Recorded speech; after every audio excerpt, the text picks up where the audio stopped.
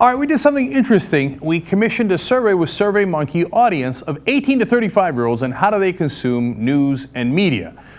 Fascinating results, some that help new media companies like us, some that don't. But of course, as usual, we're going to tell you all of it anyway here on the Young Turks. So it turns out that half of the respondents get their news from internet news sites. So that's really good. Coming in second was not TV, it was social media, and TV came in third.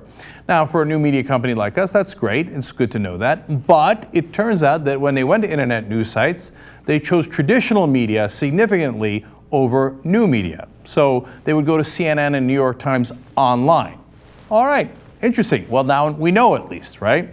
So more than 70% of the people spend less than 1 hour consuming news on TV, newspaper, and radio. Now remember, these are 18 to 35-year-olds all across the country that we polled. However, more respondents read online, the more news they consume.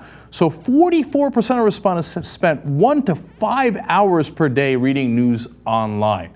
Really interesting results. And then finally, you have Stephen Colbert moving over to take David Letterman's position, and we have some good news for him. We asked, which news anchors do you trust the most? Stephen Colbert came in second, even though he is not a news anchor. Who came in number one? Well, the esteemed news anchor, Jon Stewart. Of course, if you know 18 to 35-year-olds, of course, Stewart and Colbert coming in number one and number two is clear. Now, who came in number three? Brian Williams, the first actual news anchor on the list. And then number four was, I don't trust any news anchors. That came in at about 25% of the audience. And then Diane Sawyer was number five. That gives you an excellent snippet into what 18 to 35-year-olds actually think and how they consume media.